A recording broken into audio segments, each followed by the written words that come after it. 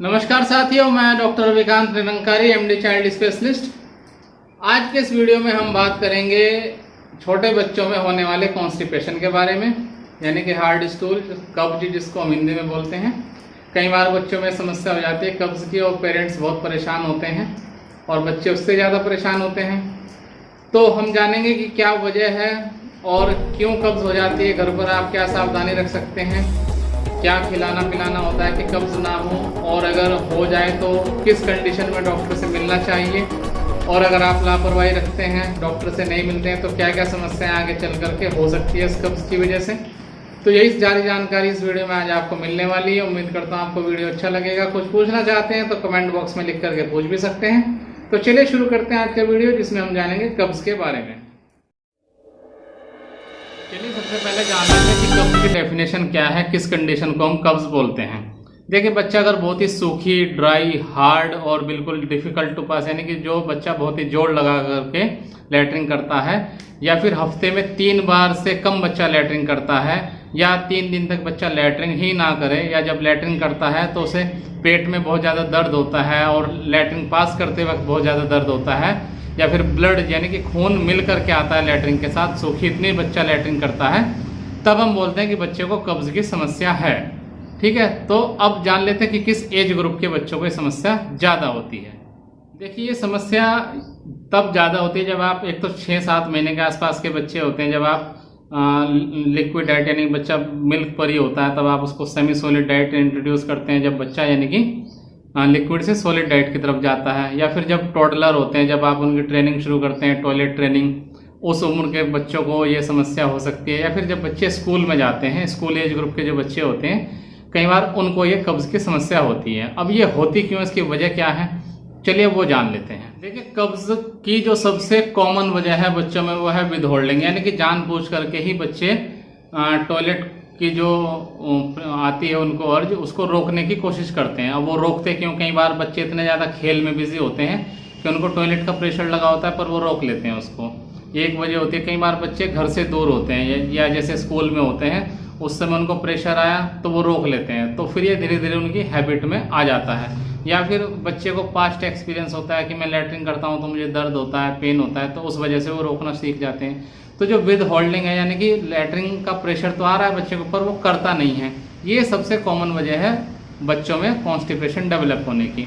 अब खाने पीने की बात करें, कई बार बच्चे की जो डाइट होती है उसमें लिक्विड कम होता है, यानी कि बच्चे पानी कम पीते हैं, उस वजह से कई बार हो जाता है। या फिर उनकी डाइट में फाइबर्स नहीं होते, बहुत सारे जैसे फ्रूट्स हो गए, वेजिटेबल्स हो गए, या हम एडल्ट्स जैसे सलाद बहुत सारे खाते हैं, तो बच्चा वो सब चीज़ें नहीं खाता है कई बार, तो वो डाइट में फाइबर्स की कमी की वजह से भी बच्चे को कब्ज हो जाता है। इसके अलावा कई बार कुछ मेडिसिन की वजह से हो सकता है बच्चे के कुछ इस तरह की दवाइयाँ चल रही हों, जिस तरह जैसे कि फॉर एग्जांपल आयरन प्रिपरेशन होते हैं, जो आयरन के सिरप होते हैं, कई बार बच्चे को उनसे कब्ज हो जाता है। कुछ फैमिलीज हिस्ट्री होती है कुछ लोगों में कि पेरेंट्स को है तो बच्चों को भी वो कई बार उस तरह की बीमारियां हो जाती हैं, पर वो बहुत ही कम होता है, उसके रेयर कॉज होते हैं। कई बार बच्चे का जो लाइफ स्टाइल है बहुत ही सेडेंटरी होता है, बच्चे मोबाइल में गेम खेल रहे हैं, टीवी देख रहे हैं, उनकी फिजिकल एक्टिविटी बहुत ज़्यादा कम होती है, तो उस वजह से भी बच्चों में कई बार कब्ज हो जाता है। कुछ बच्चों को मिल्क डाइट से भी होता है बहुत ज़्यादा, अगर डाइटरी इनटेक में उसका अगर मिल्क प्रोडक्ट इंक्लूड होता है, कई बच्चों को काउ मिल्क की एलर्जी की वजह से भी हो सकता है। कई बार बच्चे स्ट्रेस में रहते हैं, या तो पढ़ाई की या फिर घर से दूर रहने की स्ट्रेस हो सकती है। वो कई बार मौसम चेंज होता है, या ट्रैवल में होते हैं बच्चे, ट्रैवलिंग वाली कंडीशंस में भी बच्चे विदहोल्ड करना सीख जाते हैं, अपनी टॉयलेट नहीं बताते या नहीं करते जब तक उनका कोई फैमिली मेम्बर आसपास नहीं होता है। तो ये सारी कंडीशन कई बार मिल करके कॉन्स्टिपेशन बच्चों में डेवलप कर देती है। इसके अलावा उन बच्चों में भी कब्ज की समस्या देखी जाती है जिनके टॉयलेट ट्रेनिंग बहुत ही जल्दी शुरू कर देते हैं उनके पेरेंट्स, यानी कि जो माता पिता हैं वो चाहते हैं कि बच्चा बिल्कुल टॉयलेट में जाकर ही टॉयलेट करे, और बहुत जल्दी उनकी ट्रेनिंग शुरू कर देते हैं। तो बच्चा कई बार इस चीज़ को अपोज करता है, और वो अपोज में अपनी जो टॉयलेट है, लैट्रिन है, उसको रोकना की कोशिश करता है। तो ये उसके लिए गेम हो जाता है, पेरेंट्स उसको टॉयलेट में बैठाते हैं, बच्चा रोक लेता है, तो जो बहुत जल्दी ट्रेनिंग शुरू हो जाती है बच्चों को, उसकी वजह से भी कई बार बच्चों में कॉन्स्टिपेशन बाद में डेवलप हो जाता है। तो चलिए अब जानते हैं कि किस कंडीशन में आपको डॉक्टर से मिलना चाहिए। चलिए पहले जान लेते हैं घर पर आप क्या क्या चीज़ कर सकते हैं, क्या क्या मेजर्स ले सकते हैं कि कब्ज़ ना हो, फिर हम जानेंगे कि किस कंडीशन में डॉक्टर से मिलना ज़रूरी है। घर पर आप देखें, सबसे पहले तो बच्चे के खाने का थोड़ा सा मॉडिफिकेशन ज़रूरी है। जंक फूड से बच्चे को दूर रखिए। लिक्विड इनटेक होना चाहिए, बच्चे को पानी पीने के लिए बार बार आप बोलिए। इसके अलावा जो फ्रूट्स हैं, वेजिटेबल्स हैं और सलाद है, वो उन सब चीज़ों की मात्रा थोड़ी सी बढ़ाइए।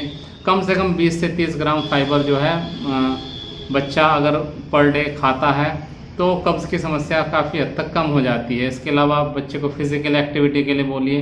बच्चा बैठा रहता है सारा दिन एक जगह, मोबाइल या टीवी देखता है, तो उससे उसको रोकिए। बच्चा फिजिकल एक्टिविटी करेगा तो डाइजेस्टिव सिस्टम उसका ज़्यादा ठीक रहेगा।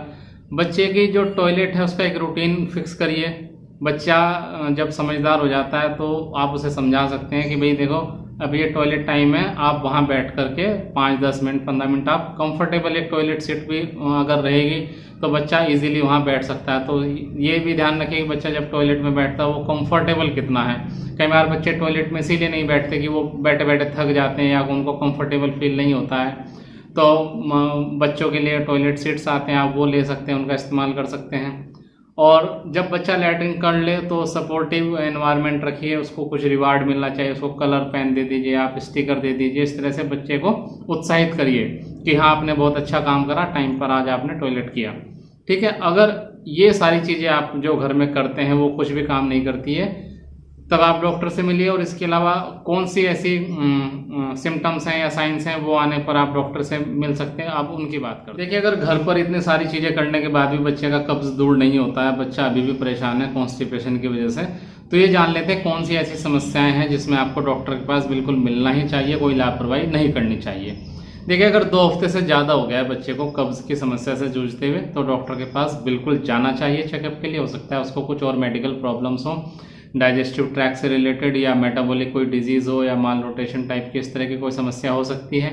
या हो सकता है बच्चे को कोई कॉम्प्लिकेशन हो गया हो जिस वजह से ये बीमारी आगे बढ़ती जा रही है, जैसे एनल फिशर टाइप की समस्या हो सकती है जिसमें लैट्रिन के रास्ते पर कट हो जाते हैं, बहुत सारे स्किन में प्रॉब्लम्स हो जाती है, बच्चा लैट्रिन नहीं कर पाता, या रेक्टल प्रोलैप्स की समस्या हो सकती है। तो ऐसी कंडीशन तो बिल्कुल आपको डॉक्टर के पास तुरंत जाना चाहिए। इसके अलावा कई बार बच्चे का अगर फीवर रहने लगा है, बच्चे का पेट फूल गया है, बच्चा बार बार उल्टियाँ करता है, या जब भी बच्चे को लैट्रिन होती है बच्चा हमेशा ब्लड के साथ ही मिक्स करके लैट्रिन करता है, बहुत ज़्यादा पेनफुल कंडीशन में रहता है, तो ऐसी कंडीशन में आपको डॉक्टर से तुरंत संपर्क करना चाहिए। तो उम्मीद करता हूँ ये सारी जानकारी आपको अच्छी लगी होगी।